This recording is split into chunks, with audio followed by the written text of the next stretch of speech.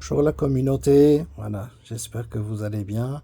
Aujourd'hui, c'est ma petite vidéo pour vous expliquer un petit peu comment ma pathologie s'est déclarée. Je suis toujours un peu mal de mes derniers événements avec le cathéter suspubien. Donc je suis un petit peu, on va dire, très calme et très stone, mais c'est parce que je suis vraiment pas bien. Mais bon, voilà, je profite quand même. J'avais promis de faire cette vidéo pour vous expliquer un petit peu le début de la pathologie et pour vous faire découvrir aussi c'est quoi comme pathologie si vous ne connaissez pas. Et pour ceux qui connaissent et qui ont besoin d'être entendus, de se sentir soutenus, ben, ça leur fera du bien d'entendre qu'ils ne sont pas seuls. Donc voilà, je vous avais expliqué un petit peu qui j'étais. Juste avant de tomber en maladie, j'étais responsable dans une cuisine centrale où j'avais 26 collaborateurs responsables de cuisine. J'étais le responsable du service et j'étais aussi indépendant, traiteur, organisation de baptême, mariage, événementiel. Donc voilà, donc, mais j'avais levé quand même un petit peu le pied parce qu'on projetait de faire les travaux pour avoir plus simple pour la production, ne pas toujours se déplacer, ne pas toujours livrer. Donc il était prévu faire la cuisine professionnelle et un restaurant, pardon, un magasin devant la maison, d'épicerie et de traiteur emporté. Donc voilà. En fait, ma pathologie, ben, sans le savoir, j'ai fait l'école d'Oreca, donc j'étais souvent debout. J'étais très très jeune, adolescent, euh, à travailler et donc être longtemps sur mes jambes. Et donc j'avais déjà des grosses douleurs à mes pieds, à mes cuisses. Même quand j'étais petit, je sentais, j'avais des spasmes, j'avais de fortes douleurs dans les membres inférieurs. Mais quand on ne connaît pas, on pense que c'est tu grandis ou tu as beaucoup travaillé. Enfin voilà, il y a plein d'arguments qui viennent. J'en avais parlé au médecin. J'ai eu 3 médecins qui m'ont dit non, non, c'est la névralgie intercostale. Vous travaillez beaucoup, monsieur. Vous êtes souvent sur vos jambes, donc c'est la névralgie intercostale. En fait, ça partait du milieu de mon dos et ça venait rejoindre les côtes devant, donc au niveau du thorax. Mais des fois, quand je faisais le traiteur, j'avais tellement mal que j'avais envie de vomir de douleur. On avait une grosse camionnette. Au final, je prenais un lit de camping et je le mettais dans la camionnette pour pouvoir dormir 20 minutes quand la fin du service approchait, la fin de la festivité, pour pouvoir un petit peu mettre en pause mon dos, tellement j'avais mal. Mais bon, je me disais, allez, Denis, sois pas douillet, ça va aller, on reprend sur soi et on retourne au travail. J'ai fait ça. Et puis, j'ai commencé à avoir de plus en plus de mal dans le fond de mon dos, au milieu de mon dos.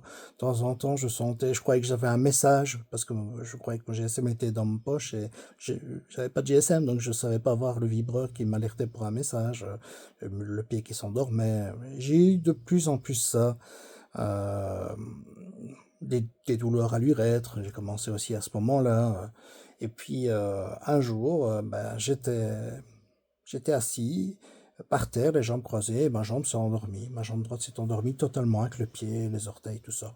Bon, je me suis dit, ça arrive à tout le monde d'être mal positionné, c'est pas grave, euh, ça va se réveiller, et puis c'est tout. Et en fait, tout s'est réveillé, sauf mon gros orteil.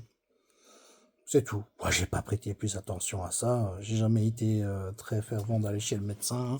Euh, je me suis dit, ça va passer. Et puis, ben, après l'orteil, j'ai mon tibia qui est devenu un peu comme cartonné. Puis j'ai mon genou qui est devenu un peu comme emballé avec du papier film, comme si je n'avais pas la liberté de mouvement, ça me faisait mal. Puis j'ai eu la cuisse cartonnée. Et puis j'ai eu jusqu'au milieu, on va dire dans le flanc, près des poignées d'amour. Ça s'est endormi jusque-là. Et donc en fait, il y a eu une errance médicale pendant 6 mois pour rechercher ce que j'avais. Malheureusement, je suis tombé sur un mauvais neurologue qui voulait démontrer A plus B que c'était sensitif et que ça allait partir comme c'était venu.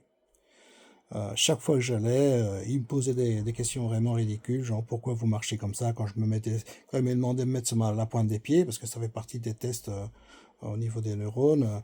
Euh, si on ne sait pas se mettre sur la pointe des pieds, sur les talons, enfin toutes des choses comme ça. Et donc j'arrivais de moins en moins, je boitais de plus en plus chaque fois que j'allais le voir. Et chaque fois il me disait non, non, non, c'est purement sensitif, ne vous inquiétez pas. Et moi je voyais ma marche se dégrader de plus en plus. Euh, Et donc du coup, on a fait une IRM lombaire, on a fait une IRM cervicale, cérébrale, et généralement thorax, on ne fait pas d'IRM au niveau du thorax, donc de la colonne thoracique, parce que c'est rare qu'il y ait quelque chose et que ça pose problème à cet endroit-là. Un jour, donc j'ai eu un examen parce que j'avais appuyé comme médecin traitant, comme quoi je voyais que je dégradais, que j'avais fort de douleur, que j'avais des chutes de tension, la tête qui tourne, vraiment de plus en plus de problèmes à me déplacer, à me lever d'une chaise, un tabouret. Et j'ai pris sur moi, j'ai continué à travailler euh, et, euh, et donc je me suis rendu compte que ça commençait à devenir dur à monter les escaliers et à descendre les escaliers. Et donc, on avait fait ces examens-là. Et par l'appui, c'est ça que je voulais en revenir, par l'appui de mon médecin traitant, il a décidé de faire les évoqués-moteurs. Dans les évoqués-moteurs, c'est des pics qu'on met dans votre tête et dans vos jambes ou dans vos bras pour voir le chemin, le dialogue qui est entre votre cerveau et vos membres, vos 4 membres. Donc je l'ai fait et en fait, ça a démontré qu'il n'y avait pas de communication, mais du tout, entre le haut et le bas de mon corps. Donc il se demandait comment j'arriverais quand même encore à me latéraliser. Et voilà, donc j'ai dû reprendre contact avec le neurologue. Le neurologue ne voulait encore une fois pas croire que c'était probant, que c'était tout à fait... le test avait été mal fait. Donc il a voulu me le faire lui, 7 fois d'affilée. C'est pas agréable comme test, hein, mais il a voulu démontrer que il avait raison et que c'était quelque chose qui avait été mal réalisé. Donc au final, il y avait bien un souci. De là, il a dit, bah, par acquis de conscience, on va faire une IRM avec le produit de contraste au niveau thoracique, mais vous n'aurez rien, hein. Et donc ça faisait 6 mois que je me suis dégradé de plus en plus, de plus en plus, de plus en plus. Et en fait, ben, le lendemain, j'étais appelé par le chef de service de neurochirurgie qui m'a dit, ben voilà, on a repéré une énorme euh, hernie thoracique au niveau de votre thorax, en zone TH6, TH7. Je n'en ai jamais vu des aussi grosses, monsieur. Donc c'est très très grave. Il faut prévoir une opération. Cependant, moi, je ne peux pas vous opérer. Il était le chef de service, mais il estimait que son collègue était plus à même, était en tout cas plus spécialisé dans ce genre d'opération, parce que c'était un grand risque, étant donné que la moelle épinière était déjà en souffrance, il avait déjà une myélopathie. La myélopathie, ça veut dire que la moelle épinière est en souffrance, et qu'elle envoie des signaux pour dire ça va pas, quoi. C'est une moelle épinière qui souffre, il y a une lésion. Une lésion, ça ne se guérit pas. Donc ça, c'est vraiment quelque chose à retenir. Une lésion, les 2 secteurs les plus difficiles de récupérer, presque à ne pas récupérer du tout, c'est le cerveau et la moelle épinière. La moelle épinière, on ne sait pas réparer à l'heure actuelle. Donc voilà, c'était compliqué. Il fallait faire une opération thoracotomie, ça s'appelle. Donc la thoracotomie, on ouvre au niveau des côtes, de long en large. Ça fait bien 60 cm. On doit dégonfler le poumon pour passer et arriver dans la zone là où il y a l'hernie. Parce que en fait, ce qui complique une hernie dans tous les niveaux, mais encore plus au niveau thoracique, c'est que l'hernie puisse commencer à se calcifier. Calcifier, ça veut dire que ça devient comme du béton. Alors, comme du béton, c'est-à-dire qu'une hernie qui est molle, qui n'est pas calcifiée, on peut venir, on peut tirer dessus, il ne va pas avoir de mauvaise réaction au niveau de la moelle épinière. Mais une hernie qui est calcifiée, là, c'est tout à fait un autre regard et une autre intervention parce que la moelle épinière risque de souffrir. Et donc, cette opération-là doit se faire sous évoqué moteur, c'est-à-dire le même test que j'avais fait, mais pendant toute l'opération, avec les pics dans la tête, dans les 4 membres, pour voir comment la moelle épinière souffre et savoir arrêter quand il faut. Faire des pauses, reprendre l'opération, faire des pauses, reprendre l'opération. Et donc, de là, ben, j'ai appris de ce que j'avais, que j'allais me faire opérer dans les 2 semaines à venir, et que c'était grave et que sans doute je ne retrouverais pas ma mobilité d'avant. Mais on était quand même dans une démarche où on estimait que on pouvait quand même améliorer la situation. Et parce que de là, j'ai commencé à avoir des incontinences. Et oui, une compression au niveau de la moelle épinière peut entraîner des incontinences au niveau urinaire ou fécal. Et donc, pendant la nuit, ben voilà, j'étais réveillé parce que j'avais des incontinences, même pendant la journée. Du jour au lendemain, je n'ai plus pu monter les escaliers ni descendre les escaliers. Donc, je vous explique, un jour, un ami qui me dit, bah, si tu veux, on peut aller ensemble au cinéma, je vais t'aider. J'avais une béquille, mais je n'avais pas encore de chaise roulante, je n'étais pas encore à ce point-là. Et arrivé au cinéma, c'était une salle qui était en hauteur, il y avait les escaliers, j'avais remarqué que d'un coup, je n'ai plus su descendre les escaliers, ni les monter. C'est apparu comme ça, d'un coup.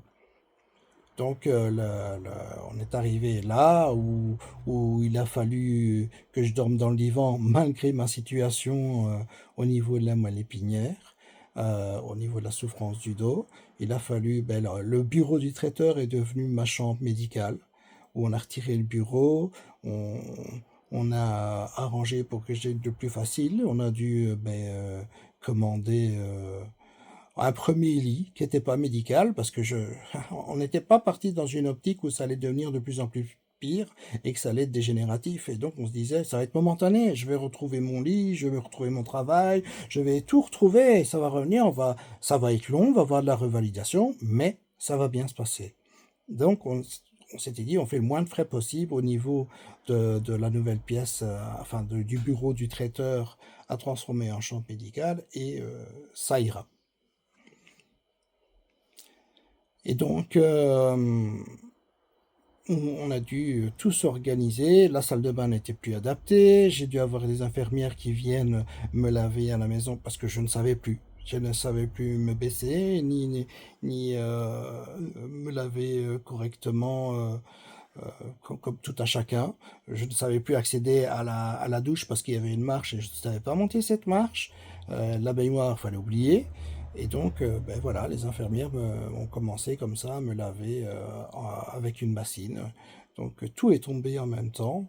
Euh, on a donc préparé l'opération tant qu'on pouvait pour que je puisse revenir dans de bonnes conditions. Et donc, l'opération, en fait, a duré 13 heures. Le neurochirurgien avait dit que ça pouvait durer longtemps et que par rapport à la moelle épinière, s'il fallait faire des pauses, enfin vraiment respecter la moelle épinière au maximum possible. Et en fait, quand ils ont commencé à pouvoir, parce qu'il faut un neurochirurgien euh, des viscères, il faut un neurochirurgien, j'ai oublié, mais oui, au niveau des poumons et tout ça, puisqu'on allait toucher aux poumons et que ben, c'était toute une ouverture bien spécifique à faire au niveau de la thoracotomie, quoi. Et donc, et en plus de ça, l'anesthésiste, elle, était spécialisée pour suivre le schéma de ma moelle épinière, c'était en souffrance pendant l'opération. À savoir que en Wallonie, il y en a qu'une. Voilà. Et donc, il fallait que tout se combine ensemble, d'avoir le matériel en conséquence par rapport à mon hernie qui était calcifiée, c'est-à-dire que calcifié, il faut aller fraiser, et fraiser avec une fraise en diamant. Eh ben, pendant l'opération, l'hernie était si dure qu'ils ont cassé 4 fraiseuses en diamant. Le neurochirurgien n'avait jamais vu ça. Il n'avait jamais pensé ça possible. Un jour, il a même téléphoné à mon médecin traitant pour expliquer que la situation était bien plus complexe encore que ce qu'il pensait et que ça avait été compliqué, mais que normalement, je n'aurais pas plus de dégâts au niveau de la marge, des douleurs et tout ça. Parce que, en fait, j'ai commencé à avoir des neuropathies, euh, mais les neuropathies étaient vraiment très légères. Et donc, en fait, après cette opération-là, le médecin est venu me voir dans ma chambre, il était tout content, je suis content, ça s'est bien passé. Ben oui, 13 heures d'opération, c'est très long, c'est lourd pour un neurochirurgien, c'était risqué. Et donc là, il était content de savoir qu'il n'y avait pas plus de dégâts par son intervention. Mais tout de suite, il m'a servi un mais. Dans un an, je dois vous repérer. Dans un an au plus tard, je dois vous réopérer parce que je n'ai pas pu retirer beaucoup de l'hernie. Mais ce que j'ai pu retirer, normalement, devrait vous aider au niveau des incontinences, des douleurs.